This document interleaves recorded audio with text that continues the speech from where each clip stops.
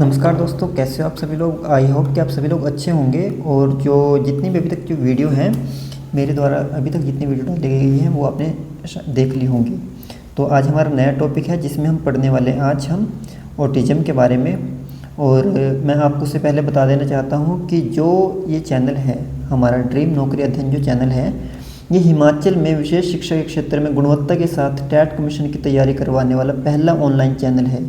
तो अगर आप इसमें नोट्स भी चाहते हैं तो स्पेशल एजुकेटर के जो है, स्पेशल एजुकेशन जो हमारी फील्ड है उसके टैट और कमीशन अगर नोट्स भी चाहते हैं तो मैं आपको नोट्स भी यहाँ पे प्रोवाइड कर रहा हूँ, जिसका हमने प्राइस रखा है 299। ठीक है, 299 अभी रखा गया है। लेकिन जो पहले जो 25 जो स्टूडेंट हैं उनको 30% मैं इसमें डिस्काउंट दे रहा हूँ।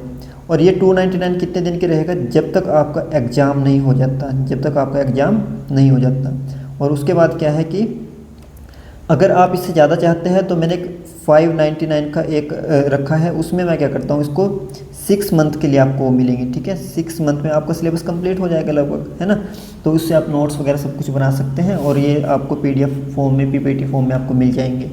तो इसके अलावा क्या है कि अगर इसमें भी 599 में भी अभी हमने करा है, जो पहले अगर 25 स्टूडेंट हैं, दोनों को बच्चे मैच करके, है ना, कि अगर जो 25 स्टूडेंट्स जो पहले हैं उनको हम क्या दे रहे हैं, इसमें दोनों में 30% डिस्काउंट दे रहे हैं, दोनों के दो में।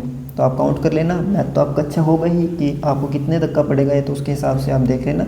वैसे इसका प्राइस अभी 299 है और दूसरे का 599 है और ये कुछ समय के लिए है, इसके बाद इसका प्राइस बढ़ जाएगा जैसे ही अगर हमारी टीम जो डिसीजन लेगी। कुछ दिन के लिए ऑफर चला रखा है तो आप जल्द से जल्द इसको ख़रीद लें। तो चलते हैं हम टॉपिक की ओर। टॉपिक हमारा क्या है आज? ऑटिज़म स्पेक्ट्रम डिसऑर्डर के बारे में है, जिसमें हम आज ASD को पढ़ने वाले हैं। तो क्या क्या कहता है, पहले इसको डेफिनेशन वगैरह देख लेते हैं कि इसको कैसे डिफाइन करते हैं हम। अगर डिफाइन करना हो कि ऑटिज़म क्या है, एक ऐसा तंत्रिका विकास संबंधी विकार है। तंत्रिका बच्चे हमारे न्यूरॉन संबंधी जो विकार है, जो किसी भी व्यक्ति के व्यवहार, संचार और सामाजिक संपर्क को प्रभावित करता है। पहले तो उसका हमारे का बिहेवियर, देखो यहाँ पे मैंने लिख रखा है इंग्लिश में भी बिहेवियर। दूसरा कौन सा? कम्युनिकेशन। और तीसरा है सोशल इंटरेक्शन को हमारे क्या करता है, कहीं ना कहीं उसमें दिक्कत आ जाती है, कहीं ना कहीं वो अफेक्ट करता है वहाँ पे। तो बच्चे आपको ये इंग्लिश और हिंदी दोनों मीडियम में नोट्स मिल रहे हैं, इसका भी आपने ध्यान देना है कि दोनों मीडियम में नोट्स मिलना और ऐसे बनाना बहुत मुश्किल है, लेकिन फिर भी हम कोशिश करते हैं जितनी ज़्यादा बन सके। तो चलते हैं आगे, हम अगली स्लाइड पे हमें क्या बोलते हैं वो देख लेते हैं हम। अच्छा, इसका बच्चे सबसे पहले सबसे इंपॉर्टेंट क्वेश्चन क्या है, ऑटिज़म का क्या है मीनिंग। मीनिंग से क्वेश्चन बन सकता है इस बार, है ना। जो टैट है चाहे कमीशन है, दोनों में मीनिंग से क्वेश्चन बनता ही ये बहुत इंपॉर्टेंट क्वेश्चन है। सबसे पहले हमें ऑटिज़म शब्द कहाँ से लिया गया ये पता होना चाहिए। कहाँ से लिए गए? ग्रीक भाषा से लिया गया है कि ये क्या है, एक ग्रीक शब्द है। तो इसमें क्या करना है आपने, तो अगर इसका एग्जैक्ट मीनिंग हम देखें तो इसका जो असली मीनिंग क्या है, जो पहले इसका जो मूल शब्द था ऑटोज शब्द से बना है। किससे बना है? ऑटोज शब्द से। और ऑटोज का अर्थ क्या था? स्वयं में खोए रहना है, खुद में खोए रहना। ठीक है, तो क्या है? ऑटोज है, जिसका मीनिंग क्या है, तो being lost in one self, की खुद में ही खोए रहना। तो समझ आया इतना। तो उसके बाद हमारा क्या है कि एक स्पेक्ट्रम क्या है। देखो अभी हमने पढ़ा ऑटिज़म पढ़ा, अभी हम जो स्पेक्ट्रम है उसको पढ़ लेते हैं। और ये क्या है? ये क्या है? लैटिन भाषा का शब्द है। देखो ऑटिज़म तो था ग्रीक भाषा का और स्पेक्ट्रम क्या है? लैटिन भाषा का शब्द है। तो ये किससे बना है? स्पेक्ट्र शब्द से बना है, जिसका अर्थ है छवि में भिन्नता। जिसका अर्थ क्या है? छवि में भिन्नता, या इसको हम क्या बोल सकते हैं? Variation in image. Variation in image हम इसको बोल सकते हैं। और कहाँ का है? लैटिन भाषा का। तो आपको ये पता होना चाहिए। और बच्चे इसको हम इस बीइंग लॉस्ट हिमसेल्फ को हम और क्या बोल सकते हैं, मैंने नीचे अलग से मेंशन किया गया है इसमें। ठीक है, कि बच्चा क्या है कि अपने में ही क्या एक तरह से खुद में ही ऐसा बोल सकते हैं बिजी रहता है ना। इसका अगर हम सिनोनिम देखें तो एक बिजी हो गया, खुद में व्यस्त रहना, ऐसा भी हम बोल सकते हैं कि जो इंसान क्या है कि खुद में व्यस्त रहता है, ऐसा बिहेवियर किसका होता है? हमारे ऑटिज़म वाले बच्चे का। तो देखते हैं अगली स्लाइड में। अगली स्लाइड हमें क्या बोलती है। अच्छा बच्चे, जो ये वाली स्लाइड है इसमें मैं कुछ इंपॉर्टेंट पॉइंट है जो सीधे एग्जाम में पूछे जाते हैं ना, वो मैं लेकर आया हूँ। तो इससे अगली स्लाइड है उसमें हम टाइप वगैरह और चीज़ें, फिर उसके जो रीजन वगैरह हैं, या फिर उसके बाद जो उसके सिम्टम वगैरह हैं, ये सब चीज़ें हम अगली वाली वीडियो में देखेंगे। यहाँ पे जो पॉइंट टू पॉइंट जो क्वेश्चन बनते हैं उसको मैं लेकर आया हूँ आज। ठीक है, तो इसमें क्या बोलना चाह रहा है कि कैसा विकार है। अगर हम विकार की बात करें तो कैसा डिसऑर्डर है, कैसा विकार है, ये न्यूरो डेवलपमेंट विकार है ना। क्या है इसमें कि न्यूरो डेवलपमेंट डिसऑर्डर हम इसको बोल सकते हैं। तो अब होता कैसे बच्ची, ये क्या है? Being to emerge in childhood, ये बचपन से ही उभरना क्या हो जाता है, स्टार्ट हो जाता है, बचपन से ही इसके सिम्टम आने क्या हो जाते हैं, स्टार्ट हो जाते हैं। और इसमें अगर बात की जाए सर्वाधिक जो प्रभावित कौन है, इसमें लड़के या बॉयज़ हम बोल सकते हैं कि मोस्ट अफेक्टेड जो चाइल्ड है उसमें हम किसको देखते हैं कि बॉयज़ को देखते हैं। पर इसमें ना एक कंडीशन मैं बता देता हूँ कि जो अलग अलग बुक में उसमें क्या लिखा गया है, क्यों इसमें ना अगर हम स्क्रीनिंग करते हैं ना बच्चों को, मतलब हम स्क्रीनिंग करते हैं जब या डायग्नोज करते हैं उनको, तो हम उसमें क्या करते हैं कि लड़कों को ज़्यादा डायग्नोज वो कर रहे हैं, स्क्रीनिंग लड़कों की ज़्यादा हो रखी है और लड़कियों की क्या हो रखी है, कम हो रखी है। तो ऐसे माना जाता है कि लड़के बेशक क्या ज़्यादा है, लेकिन लड़कियों की जो स्क्रीनिंग लड़कों की अपेक्षा क्या हो रही है, कम हो रही है। तो एक रीज़न इसको थोड़ा समझ लेना है कि लड़के बेशक क्या ज़्यादा है, लेकिन उनकी स्क्रीनिंग भी क्या होती है, ज़्यादा होती है। तो इसके अलावा इसको और क्या क्या बोला जाता है, इसको मनोचिकित्सा रोग बोला जाता है, ठीक है। और दूसरा इसको बाल रोग भी बोला जाता है। तो ये 2 पॉइंट याद रखने कि अगर पूछा जाए कि बाल रोग कौन से वाले जो डिसेबिलिटी है या कौन से वाली विकलांगता या दिव्यांगता है किसको बोला जाता है, तो आपने ध्यान रखना है कि बाल रोग किसको बोला जाता है, ASD को ही बोला जाता है। तो आपने भी ध्यान रखना है। और इसी को ही मनोचिकित्सा रोग भी बोला जाता है, साइकेट्रिक डिसऑर्डर भी इसको बोला जाता है। तो अगली स्लाइड हमें क्या बोलती है, तो अगली स्लाइड में हमें बोल रहा है कि अच्छा हाँ, इसकी पहचान, ठीक है, इसकी पहचान क्या है, माफ़ करें दोस्तों, क्या है इसमें, किसकी पहचान क्या है, किसकी पहचान क्या है कि 3 वर्ष की अवस्था तक, जो 3 साल तक की है, इसकी पहचान हो जाती है। देखो हम जन्म से बिल्कुल इसकी पहचान नहीं कर पाते है ना, सिम्टम दिखने स्टार्ट हो जाते हैं। लेकिन अगर 3 साल के बच्चे की हम जब स्क्रीनिंग करते हैं या उसको डायग्नोज करते हैं, उसकी डिजीज़ को डायग्नोज करते हैं, तो उसमें क्या है हमारा कि 3 साल तक हमें इसको पता लगा लिया जाता है कि हाँ कि ये बच्चा ऐसा है। उसके सिम्टम को देख देख के हम कि मतलब एक तरह से बता सकते हैं कि ये बच्चा ASD है। तो इसके बाद क्या है कि जिसकी शुरुआत कब से होती है, ये तो आपको पता है कि बचपन से शुरुआत हो जाएगी इसकी, जैसे इसको जन्म होता है तो शुरुआत वहीं से मानी जाती है। और चलती कब तक है ये बच्चे, तभी तो डिसेबिलिटी है। अगर किसी दवाइयों वगैरह से ठीक हो जाती फिर तो एक बीमारी बोल सकते हैं इसको, लेकिन जो चीज़ जीवन पर्यंत तक चलती रहती है तो वो जो बीमारी एक तरह से जिसको ठीक नहीं किया जाता है वो क्या हो जाता है, फिर एक तरह का डिसऑर्डर हम उसको मानते हैं कि इसको हम ठीक नहीं कर सकते, इसको हमें क्या मैनेज ही करना पड़ेगा। फिर उसका दूसरा बात इसमें क्या बोल रहा है कि यह दुनिया में लगभग 1% आबादी में है जो ASD से पीड़ित है। तो बच्चे ये अगर हम इसकी बात करें कि पूरे वर्ल्ड में कितने % लोग ASD से पीड़ित हैं, तो कितने % है, 1% लोग हैं। तो इसको ध्यान रखना है अभी तक की जो हमारे पास डाटा आया है। तो जैसे अगर कोई चेंज होता है तो हम उसमें बता देंगे कि इसको क्या कुछ चेंज इसमें हो चुका है। तो देखते हैं अगली स्लाइड में कि अगली स्लाइड हमें क्या बोलती है। अच्छा, इसके कुछ सिम्टम, बच्चे इसको डीप पढ़ेंगे, अभी हम थोड़ा ऊपर से इसको पढ़ रहे हैं जिससे जब हम बाद में जब डीप पढ़ें तो इससे हमें फिर परेशानी ना हो। देखो इसके लक्षण क्या हैं, तो इसके लक्षण क्या है, सामाजिक संपर्क, मौखिक व गैर मौखिक, बच्चे क्या है उसको बोल के भी किसी चीज़ को बताने में दिक्कत हो रही है, और अगर हम बात करें साइन लैंग्वेज से भी किसी चीज़ को बताने में उसको क्या हो रही है, वहाँ पे दिक्कत हो रही है। तो इसीलिए क्या मौखिक भी और गैर मौखिक भी दोनों तरह के संचार में उसको कठिनाई होती है।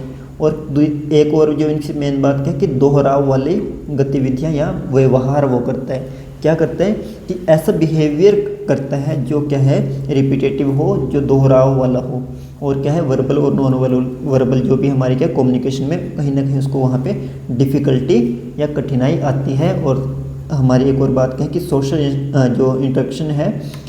सोशल इंटरेक्शन जो है उसमें भी उसको थोड़ा सा कहीं ना कहीं पे दिक्कत आती रहती है। अच्छा, इसके अगर कारण की बात करें बच्चे, इसका कोई एक कारण नहीं है, ठीक है, तो इसके बहुत मतलब ऐसे अलग अलग कारण है। और इसका जो मेन जो रीज़न है ना उसका अभी तक पता नहीं लगाया गया है अभी, मतलब कि इसका अभी तक नहीं पता लगा पाए हैं हम कि इसका मेन रीज़न क्या होता है। तो हमने क्या अनुवांशिक भी अगर हम बात करें कि जेनेटिक भी हो सकता है, जीन्स के थ्रू भी हो सकता है, और किसी फैमिली को पहले कोई बीमारी हुई हो ऐसी, है ना, या फिर ऐसी कोई डिसेबिलिटी हुई हो तो उसके बच्चे को भी आगे होने की संभावना रहती है। तो ऐसा हम अभी मानते हैं। तो देखते हैं अगली स्लाइड में। तो अगली स्लाइड हमें क्या बोलते हैं कि इसका निदान कैसे किया जाता है। तो इसका निदान कैसे किया जाता है, सबसे पहले तो बच्चे हम इसकी केस हिस्ट्री लेंगे, है ना। सबसे पहले इसको क्या करेंगे, व्यक्ति इतिहास लेंगे, उसकी केस हिस्ट्री लेंगे। तो उसके बाद क्या करेंगे हम, उसका जो बिहेवियर है तथा उसका जो डेवलपमेंट है उसको क्या करेंगे हम एक तरह से एनालाइज करेंगे कि क्या क्या वो कर रहा है, उसको ऑब्जर्व करेंगे। ये सब चीज़ों को देखने के बाद फिर हम उसका पता लगाते हैं, है ना। तो ऐसे हम फिर डायग्नोज करते हैं, क्योंकि क्या है उसको बिहेवियर की कैसा बिहेवियर है। तो हमें क्या 3 चीज़ें मेन देखते हैं उसमें, बिहेवियर में भी कौन कौन सी 3 चीज़ें। पहले कम्युनिकेशन कैसा है उसका, कम्युनिकेशन कैसा है। दूसरा क्या है कि जो रिपीटेटिव बिहेवियर तो नहीं है उसका, रिपीटेटिव बिहेवियर अगर है तो कितना है। तीसरा क्या है कि कम्युनिकेशन स्किल उसकी कैसी है ना। और जो सामाजिक जो हमारे सोशल जो बच्चा होता है वो कितना हो पा रहा है। ये 3 तो उसके मेन रीजन है। इन 3 से हम मतलब कि ये है कि एक तरह से बहुत हमें फ़ायदा मिलता है जब इन 3 चीज़ों के एक साथ देखते हैं। उसके लिए बच्चे साइकोलॉजिस्ट के पास या जो हमारे अलग अलग होते हैं उनके पास अलग अलग एक्टिविटीज़ वगैरह होती है जिसके थ्रू वो इसका पता लगाते हैं, है ना। तो काफ़ी सारे तरीके हैं उसके। उसके बाद क्या है फिर, अच्छा जोखिम कारक इसमें बोला गया है कि रिस्क फैक्टर क्या है। देखो सबसे पहले तो फैमिली हिस्ट्री लेंगे, फिर उसकी क्या है अनुवांशिक स्थिति का, जेनेटिक जो कंडीशन है उसको पता लगाएंगे, और माता पिता की अधिक आयु, मतलब ये क्या है ऐसे जो रीजन है जिसकी वजह से क्या हो ये बच्चा क्या हो सकता है। मतलब कि अगर जब निदान करते हैं ना तो उसमें हम इसका यूज करते हैं। सबसे पहले उसकी केस हिस्ट्री लेंगे, फैमिली की केस हिस्ट्री भी लेंगे, है ना, उसकी भी केस हिस्ट्री लेंगे, उसके बाद उसकी फैमिली की केस हिस्ट्री लेंगे, और उसके बाद क्या है उसकी अनुवांशिक स्थिति जो उसकी जेनेटिक कंडीशन है उसका पता लगाएंगे, उस टाइम पे क्या क्या रीजन रहे होंगे, और माता पिता की एज भी फिर पता करेंगे जब उसका क्या था कि माता पिता की एज कितनी थी जब बच्चे का जन्म हुआ। क्योंकि देखा गया है कि अगर उसकी एज 35 साल से ज़्यादा है किसी माता की एज तो उसके बच्चे को AST होने के चांसेस थोड़े से बढ़ जाते हैं, है ना। तो ये आपको पता चल गया होगा। और इसके बाद चलो हो गया, तो बच्चे का प्रबंधन कैसे करना है, उसके बाद उसको कौन सी देनी है, व्यवहारिक थेरेपी देनी है उसको, ठीक है। और दूसरा क्या है उसको व्यावसायिक चिकित्सा भी हमें देनी है। फिर तीसरा क्या है मनोदैहिक दवाएं उसको देनी है। और क्या है मनोचिकित्सकों और न्यूरोलॉजिस्ट जो हमारे होते हैं और जो बाल रोग विशेषज्ञ होते हैं उनसे हम क्या लेते हैं, एक तरह से कम्युनिकेट करते हैं, उनसे सलाह लेते हैं जिससे क्या कर सके हम उसको मैनेज कर सकें। जो बच्चा अगर हमारे पास डिसेबिलिटी वाला हो गया है ना, डिसेबिलिटी वाला बच्चा हमें पहचान लिया, स्क्रीनिंग कर ली, उसको डायग्नोज कर लिया, फिर उसके बाद हमें पता चल गया कि ये है, तो उसके बाद क्या है हमारा जो स्पेशल एजुकेटर का अगला स्टेप क्या होता है कि मैनेज करना, कि उसको क्या मतलब एक तरह से जिससे क्या है समाज की मुख्य धारा से उसको थोड़ा सा जोड़ा जा सके, है ना। तो जितना हद तक हो सके उसको समाज की मुख्य धारा से जोड़ने के लिए क्या है बिहेवियर थेरेपी करेंगे, ऑक्यूपेशनल थेरेपी करेंगे, साइकेट्रिक के पास जाएंगे, है ना, और फिर मेडिसिन वगैरह का भी यूज करेंगे उसमें। और इसके बाद क्या है तो जो न्यूरोलॉजिस्ट वगैरह जो हैं और हमारे जो बाल रोग के जो क्या है बाल रोग विशेषज्ञ हैं उनके पास भी हम जाते हैं। तो ये इसके मेन रीजन है। लेकिन अगर इसकी मेन बात की जाए तो इसमें हम ABA जो थेरेपी देते हैं ना, ABA थेरेपी, ठीक है, ABA थेरेपी वो सबसे ज़्यादा इसमें इम्पोर्टेंट रोल है। अगर 4 ऑप्शन आए तो सबसे हमें मेन जो लगाना होता है ABA थेरेपी को लगाना होता है। इसको भी आपने याद रखना है ना, कि 4 ऑप्शन है और कि उसमें कि कुछ ऐसा है कि अगर हमने सबसे स्टिक जो आंसर है तो हमारा ABA थेरेपी लगता है, क्योंकि जो AST वाले हैं उसके लिए ABA थेरेपी बहुत ही हेल्पफुल है। तो चलते हैं आगे हम देखते हैं कि इसके बाद क्या है, और जो की पॉइंट है वो भी हम देख लेते हैं कि सबसे पहले ऑटिज्म शब्द का प्रयोग कब हुआ, किसने किया। तो अगर पूछा जाए तो कब किया, 1943 में। किसने किया, लियो केनर के द्वारा। किसने किया, लियो केनर ने। और कब किया, 1943 में, है ना। उसके बाद क्या है स्वालीनता को, बच्चे स्वालीनता यहाँ पे है ना करंट, स्वालीनता को सार्वजनिक कब हुई, मतलब कब पता चला इसका कि स्वालीनता वाले केस हमारे पास होते हैं। तो हमें सबसे पहले कौन सा केस देखने को मिला, जो शिजोफ्रेनिया है इसका केस हमें सबसे पहले देखने को मिला था, ठीक है, जिसके रूप में हमें पता चला, शिजोफ्रेनिया के रूप में हमें पता चला। कहाँ पे, मतलब किसने इसको बताया, तो यूजेन ब्लेयूलर इसका नाम है, यूजेन ब्लेयूलर इसका नाम है, जिसने इसके बारे में सबसे पहले बताया था कि एक क्या है कि स्वालीनता का मतलब टाइप बताया था इन्होंने कि एक शिजोफ्रेनिया नामक एक क्या है बीमारी है, या मतलब एक डिसेबिलिटी है, विकलांगता है, बीमारी ना बोले उसको क्या बोलेंगे, विकलांगता है ना, कि विकलांगता है। और कि वो कब बताया इन्होंने, 1911 में। ये भी आपने याद रखना है ना। तो स्वालीनता का सबसे पहला केस किस रूप में देखा गया, शिजोफ्रेनिया के रूप में देखा गया था, है ना, सार्वजनिक तौर पे। ऐसे मतलब थे तो पहले भी केस, लेकिन एक तरह से इसको डिफाइन कर दिया कि ये क्या है स्वालीनता का एक टाइप के रूप में, है ना। तो इन्होंने इसका क्या है एक प्रकार का क्या बताया था इन्होंने कि मानसिक विकार है, तो क्योंकि उस टाइम तो ये पता नहीं था स्वाधीनता क्या होता है, और मतलब कि इसको तो बाद में जाके हम अच्छे से जो हमारे जो अलग अलग थे विशेषज्ञ थे उनके द्वारा फिर बाद में बताया गया है ना।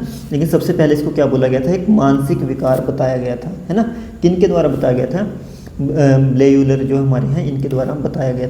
देखते हैं नेक्स्ट हमारा कि नेक्स्ट में क्या कहता है कि स्वाधीनता वाले बच्चे के लिए पहला केंद्रित, मतलब बच्चों पर केंद्रित पहला शोध ऑटिस्टिक आधारित, मतलब एक तरह से क्या है कि जहाँ पे शोध किया जा सके, रिसर्च वगैरह इसके ऊपर कहाँ पे की गई, मतलब कब की गई थी, 1920 में की गई, है ना। कब की गई, 1920 में की गई, और किसके द्वारा की गई, हंस एस्पर्गर के द्वारा, हंस एस्पर्गर के द्वारा, है ना।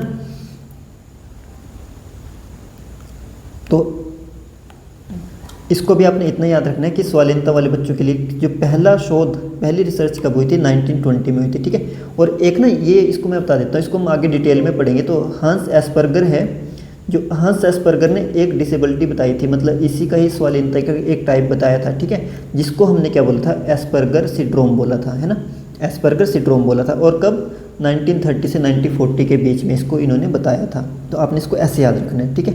तो इस और लियो कैनर की एक बात याद रखनी है आपने, लियो कैनर ने ना इसे क्या बोला था, शिशु ऑटिज्म कहा था। इसे क्या कहा था, शिशु ऑटिज्म कहा था। इसको भी आपने ध्यान रखना है, क्या बोला था इसको, लियो कैनर ने स्वाधीनता को क्या कहा है, शिशु ऑटिज्म कहा है ना। तो ये आपको मे भी की याद रहेगा। तो अगला देखते हैं, अगला हमें क्या कहता है कि पहली बार 1980 में स्वाधीनता के बच्चों को DSM 3 में नई नैदानिक श्रेणियों के साथ औपचारिक रूप दिया गया, है ना। तो पहले तो क्या था, अलग अलग नाम से इसको जाना जा रहा था, लेकिन क्या किया गया, जो DSM जो 3 है इसमें क्या किया गया, तो औपचारिक रूप इसको देना स्टार्ट कर दिया कि ये क्या है, स्वाधीनता नामक एक क्या बीमारी है, मतलब ऐसा समझ लो कि ऐसा उसने बोलना स्टार्ट किया वहाँ पे, है ना। और भारत में इसको क्या किया गया, भारत में ऑटिज्म को 1999 में दिया गया, है ना। आधारिक मतलब जो आधारिक मान्यता है 1999 तक नहीं मिल रही थी, तो पहली बार कब दी, ऑटिज्म के बच्चे होते हैं, कब माना गया कि 1999 में माना गया कि हाँ कि ऐसे बच्चे पाए जाते हैं, ठीक है। ये मैंने लिख भी रखा है। और किसके तहत माना गया है, NIA 1999 के तहत, ठीक है। और इस स्वाधीनता को मान्यता प्राप्त हुई है। तो ये आपने याद रखना है, NIA 1999 के तहत माना गया था इसको, ठीक है। तो अगला देख लेते, तो अगला हमें क्या कहता है कि अच्छा ठीक है, आज के लिए जो इम्पोर्टेंट पॉइंट थे ना वो इतने ही बहुत हैं, है ना। तो अगर मैंने आपको पहले ही बताया कि अगर आप चाहते हैं कि मॉक लेना, तो देखो इसमें मैं आपको दे रहा हूँ फ्री मॉक टेस्ट दे रहा हूँ सबसे पहले, है ना। क्या है, कुछ फ्री मॉक टेस्ट जितने हो सके मैं बना दूंगा, है ना। तो और कैसे दे रहा हूँ मैं, थोड़े सब्जेक्ट वाइज बना रहा हूँ, जैसे 20, 30, 50 जितने मुझसे बनेंगे ना, है ना, तो मैं उसको वैसे आपको मॉक टेस्ट प्रोवाइड कर दूंगा। दूसरा क्या है, जितना भी इसका जो सिलेबस है ना मैं इस पर कवर कर रहा हूँ इन नोट्स में, तो 21 डिसेबिलिटी मैं इसमें कवर कर दूंगा। और जो ये जो मेन जो ASD, SLD और जो हमारा IDD, ये 3 टॉपिक है ना, इनको मैं यहाँ पे बहुत अच्छे से एक्सप्लेन करके आपको नोट्स में दे दूंगा, क्योंकि सबसे ज़्यादा क्वेश्चन यहाँ से बनने वाले हैं। और बाकी जो 21 डिसेबिलिटी हैं तो उनको मैं डिफाइन करूँगा कि क्या क्या इसमें है, जो मेन जो मेरे नोट्स जो बने हुए हैं, ठीक है। कुछ मेरे पास हैंड रिटन नोट्स हैं जो मेरे पहले जो मैं एग्जाम की तैयारी कर रहा था मैंने बनाए थे, तो कुछ वो दे दूँगा मैं, और कुछ जो ये PDF जो PPT मैं बना रहा हूँ तो वो आपको प्रोवाइड कर दूंगा। क्यों, क्योंकि बच्चे अगर मैं PPT बनाता रहूँगा फिर आपके लिए ना और ज़्यादा ये वीडियो बनाना या नोट्स बनाना मेरे लिए थोड़ा सा पॉसिबल नहीं हो पाएगा, है ना। तो इसलिए क्या है कि क्योंकि मैं चाहता हूँ कि एक एक पॉइंट में थोड़ा देख के बना रहा हूँ कि जिससे कम से कम मिस्टेक हो, और मैं बाईलैंग्वेज बना रहा हूँ, तो आपने इसका ध्यान रखना है, ठीक है। और फिर क्या है कि मैंने बता दिया आपके 21 डिसेबिलिटी में करवा दूँगा। और इसके अलावा ना मैं आपको GK के 1 लाइनर क्वेश्चन दे दूँगा, कुछ जो हमारे GK क्वेश्चन 30 क्वेश्चन हमारे GK के भी हैं, तो मैंने बनाया है, हमारे बुकलेट है उसमें 30 क्वेश्चन है GK के। तो उसमें से अगर 30 में से मैं बोल रहा कि 20 तो आपके लगने ही लगने चाहिए, और कुछ तो आप खुद भी पढ़ोगे, तो आपका GK की भी काफ़ी तैयारी उसमें हो जाएगी, तो मैं वो भी देने वाला हूँ। और मैंने आपको बता दिया कि जो पहले जो 25 बच्चे हैं उनको मैं क्या दे रहा हूँ यहाँ पे, ये कि 15% यहाँ पे छूट दे रहा हूँ, है ना, 15% छूट दे रहा हूँ। जो पहले जो क्या बोलते हैं हमारे बच्चे हैं 25, तो आपने कॉल करनी है यहाँ पे 9736362010 पर अगर आप नोट्स चाहिए, ठीक है। वैसे तो देखो इसका एक्चुअल प्राइस कितना में 649 रखने वाले हैं, जो टीम की जो बात हुई, ठीक है। लेकिन अभी कितने मिल रहे हैं, 599 में। लेकिन जो पहले जो 25 स्टूडेंट उनको कितने मिल रहे हैं, जो 15% है ना, 15% उसमें फिर से क्या मिल रही है यहाँ पे छूट मिल रही है, इसका भी आपने ध्यान रखना है, ठीक है। और अगर ये मिलेंगे आपको 6 मंथ के लिए, अगर आप इतना पे करोगे 599, या अभी जो छूट वाले हैं तो छूट वालों को जो मिलेंगे। लेकिन तो जो जिनका भी एग्ज़ाम है ना, तो उनको लगता है हम फर्स्ट अटैम्प्ट में निकाल सकते हैं, ठीक है, हमें थोड़ी नीड है बस कि जो भी हमारे पास थोड़ा बहुत पढ़ने की, रिवाइज़ करने की, तो उनके लिए आप 349 वाला ख़रीद लेना। अब 349 वाला आपको 349 में नहीं, अभी 299 में मिल रहा है। और ये क्या है हमारा, ये भी हमारा क्या है, इसमें भी हम फ्री मॉक टेस्ट देने वाले हैं। और इसके अलावा इसमें मैं बता देता हूँ कि 30 मई के बाद जो भी छूट दी जा रही है ना, किसी भी तरह की छूट, वो क्या हम कर देंगे यहाँ पे ख़त्म कर देंगे, है ना। तो ये बच्चे आपके एग्ज़ाम डेट तक रहेगा अगर आप 299 वाला लेते हैं। और अभी भी से पहले 25 को तो कितनी मिलेगी हमारे यहाँ पे 15% छूट तो मिलेगी ही मिलेगी। तो वो आप देख लेना कि ये मुझे लगता है कि 250 के आसपास बन जाएगा, और ये में भी बन जाएगा 499 या 450 के आसपास, देखना पड़ेगा कितने का बनेगा ना, तो वो आप देख लेना। तो फिर आपने ये कॉन्टैक्ट कर लेना मेरे पास, जो मेरे पास यहाँ पे नंबर शो हो रहा है आपका, है ना, इस वाले नंबर पे। तो मुझे लगता है कि आज की ये वीडियो आपको अच्छी लगी होगी, और जो भी आपको नोट्स मैं प्रोवाइड कर रहा हूँ, कुछ मैंने फ्री नोट्स भी आपको दिए हैं, तो आप इस नंबर पे कांटेक्ट करके मेरे साथ ग्रुप में जुड़ जाओ, अगर आप अभी तो ग्रुप से नहीं जुड़े हो। उसमें मैं धीरे धीरे कुछ MCQs भी डाल देता हूँ, और कुछ नोट्स वगैरह जब मुझे लगता है कि आप लोगों का टेस्ट निकल जाए तो कुछ मैं फ्री नोट्स भी इसमें डाल देता हूँ। तो ठीक है, फिर आज के लिए इतना ही, मिलेंगे किसी नई वीडियो में और कुछ नए तथ्यों के साथ। स्पेशल एजुकेशन का आपका टेस्ट निकल जाए, या कोई और भी आप कॉम्पिटिटिव एग्जाम का टेस्ट की तैयारी कर रहे हैं, वो आपका निकलवाने के लिए मैं जितनी कोशिश हो सके वो करूँगा। और आप भी दुआ करना कि मेरा भी टेस्ट निकल जाए। पर मैं इसमें तैयारी नहीं कर रहा हूँ, मैं सोच रहा हूँ आप लोगों का टेस्ट निकले और मैं अपना बाद में देखूँगा। ठीक है, आज के लिए इतना, फिर धन्यवाद, टेक केयर, अपना ध्यान रखें।